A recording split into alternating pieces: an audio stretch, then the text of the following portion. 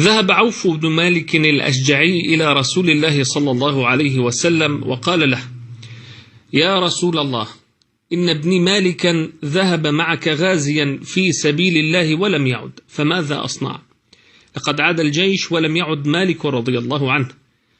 قال رسول الله صلى الله عليه وسلم: يا عوف، أكثر أنت وزوجك من قول لا حول ولا قوة إلا بالله. ذهب الرجل إلى زوجته التي ذهب وحيدها ولم يعد، فقالت له: ماذا أعطاك رسول الله صلى الله عليه وسلم يا عوف؟ قال لها: أوصاني أنا وأنت بقول لا حول ولا قوة إلا بالله.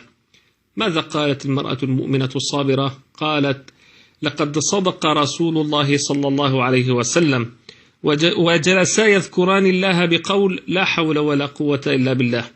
وأقبل الليل بظلامه وطرق الباب، وقام عوف ليفتح، فإذا بابنه مالك قد عاد، ووراءه رؤوس الأغنام ساقها غنيمة. فسأله أبوه: ما هذا؟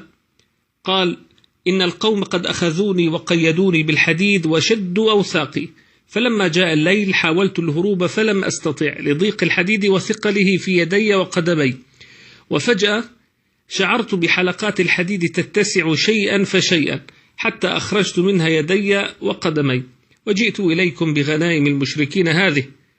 فقال له عوف: يا بني، إن المسافة بيننا وبين العدو طويلة، فكيف قطعتها في ليلة واحدة؟ فقال له ابنه مالك: يا أبت، والله عندما خرجت من السلاسل شعرت وكأن الملائكة تحملني على جناحها. سبحان الله العظيم. وذهب عوف إلى رسول الله صلى الله عليه وسلم ليخبره، وقبل أن يخبره قال له رسول صلى الله عليه وسلم: أبشر يا عوف، فقد أنزل الله في شأنك قرآنه، ومن يتق الله يجعل له مخرجا ويرزقه من حيث لا يحتسب، ومن يتوكل على الله فهو حسبه، إن الله بالغ أمره، قد جعل الله لكل شيء قدرا. اعرف أن لا حول ولا قوة إلا بالله كنز من تحت عرش الرحمن، وهي دواء ل99 داء أيسرهم الهم، حتى إذا نويت نشر هذا الكلام انوي به خيرا، لعل الله يفرج لك بها كربة من كرب الدنيا.